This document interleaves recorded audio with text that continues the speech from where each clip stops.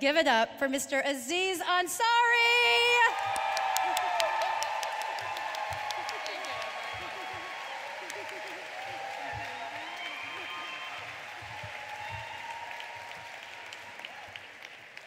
Thank you so much. Thank you to everyone at the Moth and everybody. This was such an incredible night. It was so nice to hear all these stories. You know, I make a living telling my stories, but I honestly have the most fun hearing other people's stories and hearing what they're going through. And stories, they make me feel less alone in the world. And so I'm happy to get this from the Moth, and thank you to the Moth for providing this amazing forum for people to share their stories.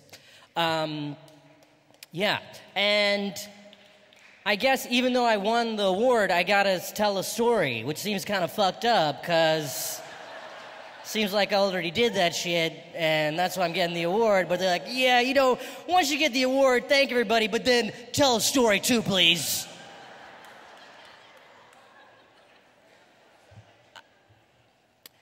In the writer's room of my series, Master of None, oftentimes that's what I'm doing. Oh, thank you. Thank you. There's a few people like, I don't know the fucking show. I've heard something. I just keep seeing shit about it, but I haven't watched it. Oftentimes in the writer's room, it's me telling stories from my life and us trying to figure out how to adapt that into a narrative form. And often they're very true stories that are just ripped straight from my life. And every now and then the stories are just too weird and crazy to where we have to change it to make it seem a little less crazy to fit into the show. And I will tell one of those stories tonight. These are the stories that helped shape an episode we did about religion. And my relationship with religion, it started when I was maybe 6 or 8 years old.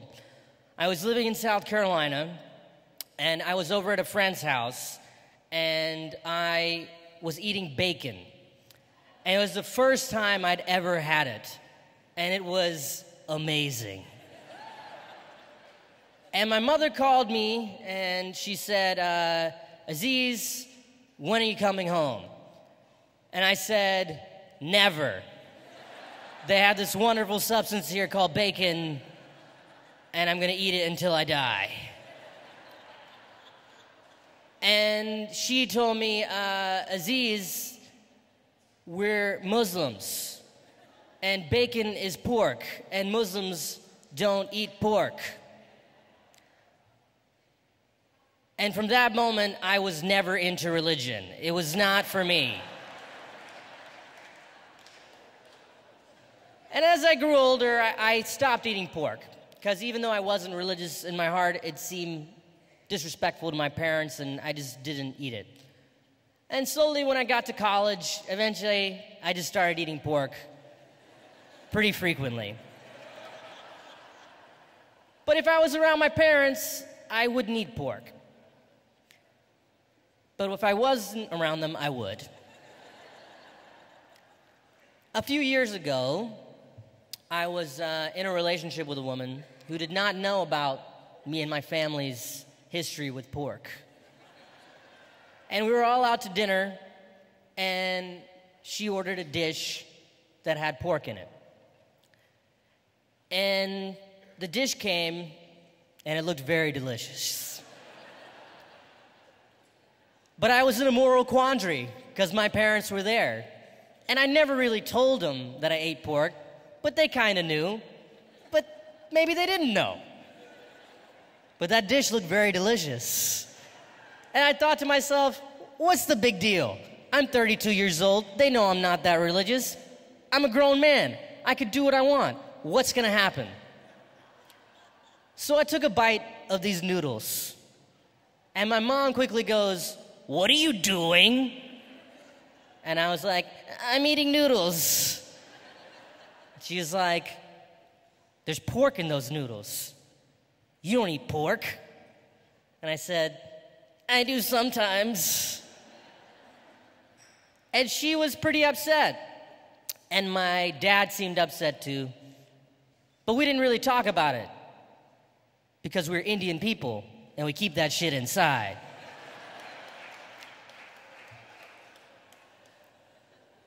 The next day, I was walking around with my girlfriend at the time, and we wanted to get like a breakfast sandwich.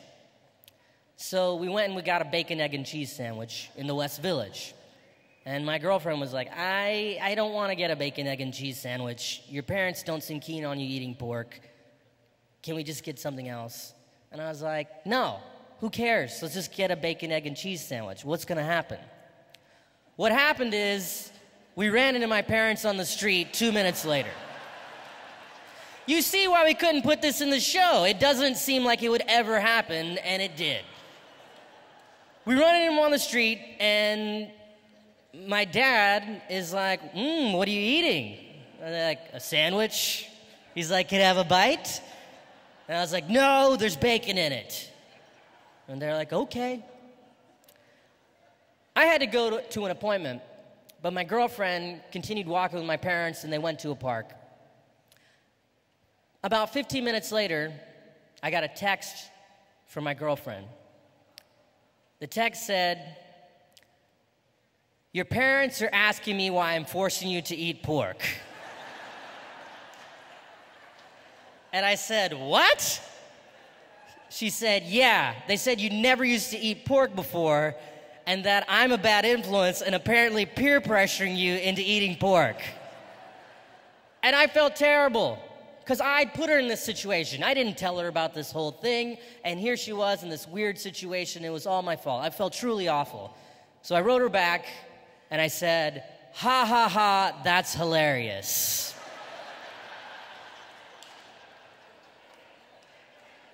That night, it was the last night my parents had in New York. And we were going to dinner, and on the way to the dinner, my girlfriend was like, please don't order any pork. There's no point to be proven. It's something they don't like. There's no reason to do it. And I said, okay, we'll see how I feel when I get there. And we get to the restaurant, and I ordered a pork dish. And my mom didn't look pleased, and I just said, look, guys, I'm 32 years old, I'm an adult, I'm not that religious, and sometimes I eat pork. It's okay.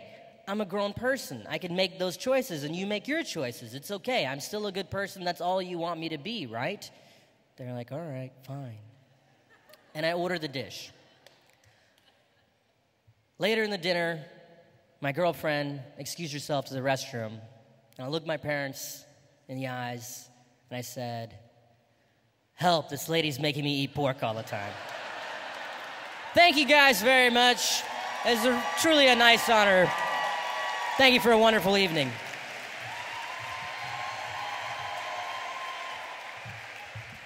Aziz Ansari, ladies and gentlemen.